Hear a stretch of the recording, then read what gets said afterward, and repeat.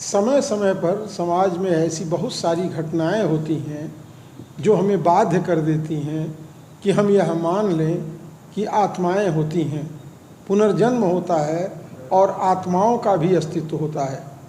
नमस्कार, प्रखर आस्था देख रहे हैं आप। मैं हूं आपके साथ विमलेश शुक्ल। इस सच्ची घटना में आप हमारे साथ अंत तक बने रहें तो आप निश्चित रूप से इस बात को विश्वास मानने के लिए मजबूर हो जाएंगे कि मरने के बाद आत्माएं किसी न किसी सूक्ष्म रूप में हमारे आसपास, हमारी इच्छा से, हमारे प्रेम से, हमारे स्नेह से रुक जाती हैं।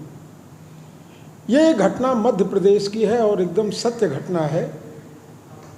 मनोहर लाल शर्मा की। मनोहर लाल शर्मा ने जो अपने बयान में और अपनी बात, उनकी आत्मकथा जो है उसे मैंने पढ़ा। मनोहर लाल शर्मा आज भी जीवित हैं और उन्होंने जो बताया वो आश्चर्यचकित करने वाली घटना है। मनोहर लाल शर्मा ने बताया कि मात्र 9 साल की उम्र में उनकी माता का देहांत हो गया।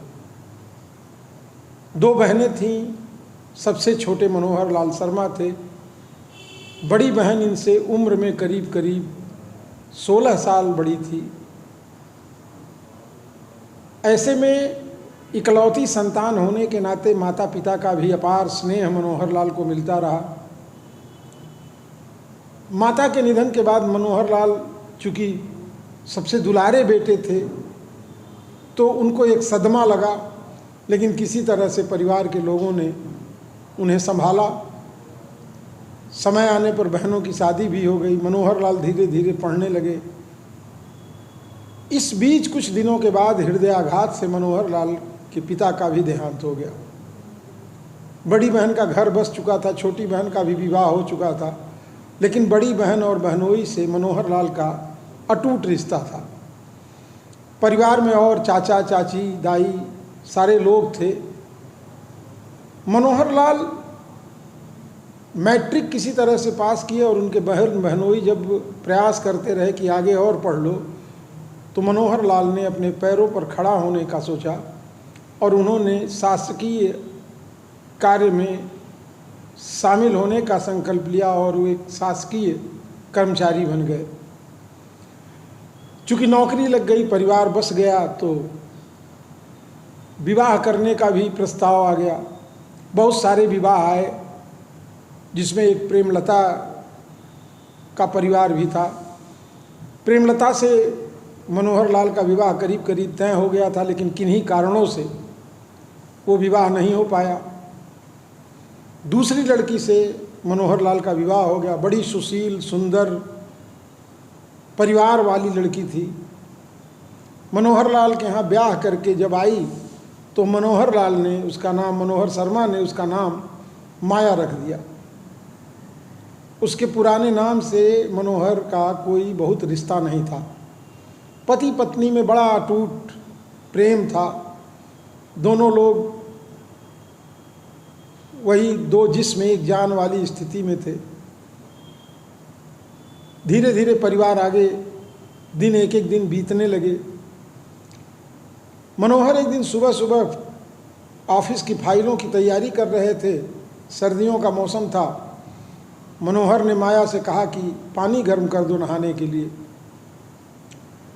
माया जब किचन में पानी गर्म करने गई तो अचानक उसकी साड़ी में आग लग गई। माया का शोर सुन करके जब मनोहर लाल किचन की तरफ भागे तो उन्होंने देखा कि आग की लपटों ने माया को घेर रखा है। मनोहर शर्मा माया को बचाने के लिए हाथ पैर मारने लगे। इसमें मनोहर भी थोड़े बहुत झुलस गए, लेकिन माया गंभीर रूप से झुलस गई। माया को मनोहर ने अस्पताल में दाखिल कराया और 3 महीने अनवरत माया की सेवा करते रहे। लेकिन ईश्वर की लीला तो एक अलग लीला है। जो पीड़ा देनी होती है, जो सुख देना होता है, वो समय समय पर देते हैं। हमारे हिस्से में वो सुख दुख है, लेकिन उनकी व्यवस्था के आगे तो हर आदमी नतमस्तक हो जाता है। 3 महीने के लंबे इलाज के बाद माया का देहांत हो गया। मनोहर टूट गए। छिंदवाड़ा में ही अंतिम संस्कार किया, वहीं से सब कुछ हुआ। अस्थि विसर्जन के लिए मनोहर अपने ससुर के साथ प्रयाग गए। अभी 13वीं नहीं हुई थी। मनोहर जब प्रयाग गए तो वहाँ उन्होंने जो भी कर्मकांड थे उन्होंने किया, पिंडदान किया, जो भी अलग अलग स्थानों के हिसाब से होता है वो मनोहर शर्मा ने किया। जब अस्थि विसर्जन का समय आया तो पंडा ने कहा कि आप अस्थि कलश लेकर गंगा जी में उतर जाइए और वहाँ जा कर के इस अस्थि विसर्जन करने से पहले कह दीजिएगा कि हमारा तुम्हारा नाता आज तक ही था, अब आज से हमारा और तुम्हारा नाता ख़त्म है और तुम यहीं गंगा जी में वास करो। चूँकि मनोहर माया को बहुत प्रेम करते थे, मतलब प्रेम की पराकाष्ठा थी। मनोहर का हृदय विदीर्ण हो गया और मनोहर ने बुदबुदाते हुए कहा कि अगर ये सत्य है तो मैंने तो तुम्हारे साथ 7 जन्मों का साथ निभाने का वादा किया था। अगर आत्मा सत्य है तो तुम मेरे साथ रहो। और ये बुदबुदाते हुए उन्होंने अस्थि विसर्जन कर दिया। मनोहर शर्मा घर लौट करके आए, 13वीं हुई और उसके बाद अपने काम पर लौट गए। मनोहर अपने छिंदवाड़ा घर पे रहते थे, सुबह ऑफिस जाते थे, शाम को निकलते थे तो अपने एक दोस्त के साथ उसी शमशान पर चले जाते थे जहाँ माया का अंतिम संस्कार किया गया था। वहाँ घंटों बैठे रहते थे। जब बहुत देर हो जाता तो फिर वहाँ से घर को जाते। उनकी स्थिति को देखते उनकी बड़ी बहन उनके साथ कुछ दिन के लिए आ गई मनोहर को संभालने, लेकिन मनोहर की ये स्थिति देख करके बहन भी बड़ी चिंतित हो गई।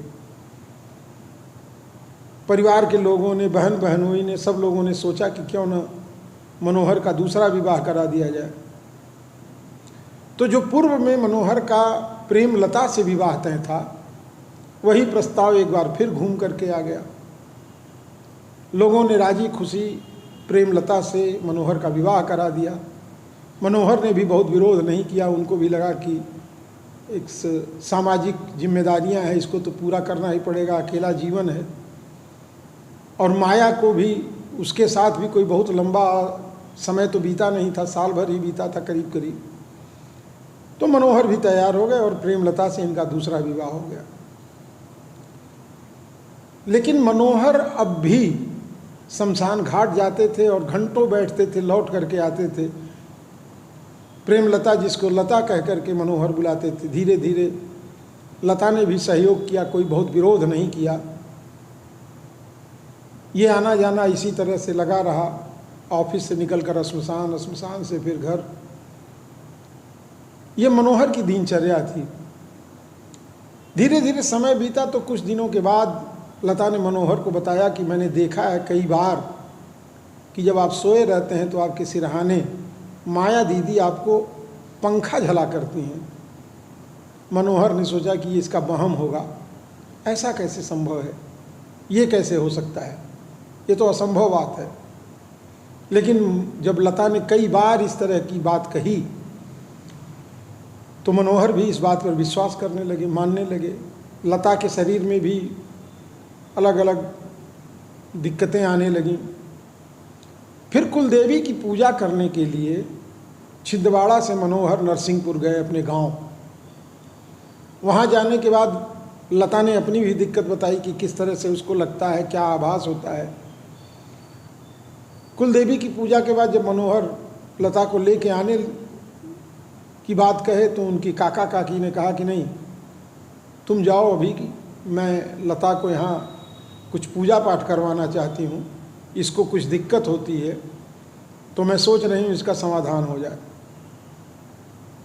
लता नरसिंहपुर में रुक गई और वहाँ तमाम पंडितों को, सोखा ओझा को दिखाया गया तो पता चला कि इसके ऊपर कोई आत्मा है और वो आत्मा माया की थी।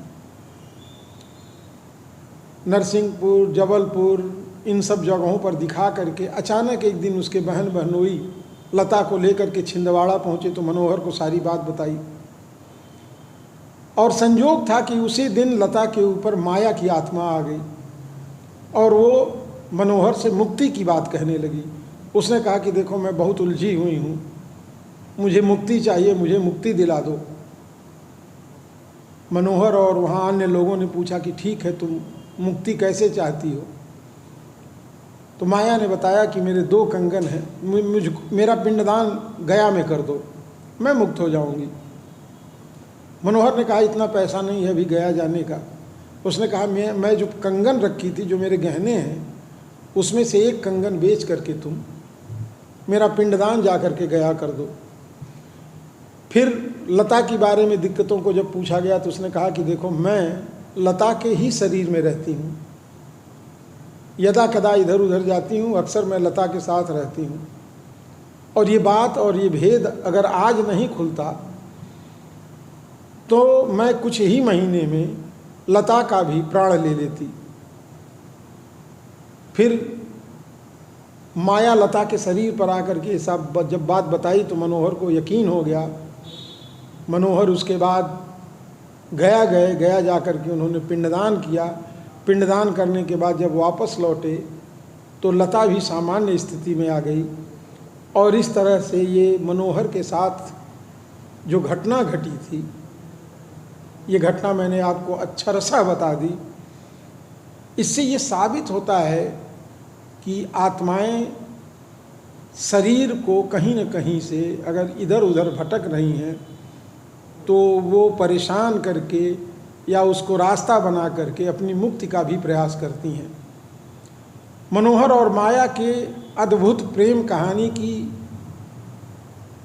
ये अद्भुत घटना है कि जब वो सूक्ष्म रूप में भी मनोहर के साथ ही रहना चाहती थी, लेकिन उसको जब तकलीफ होने लगी उस प्रेत योनि में, तो उसने मुक्ति के लिए उसी मनोहर को चुना। ये सत्य घटना आपको कैसी लगी हमें कमेंट बॉक्स में बताइएगा।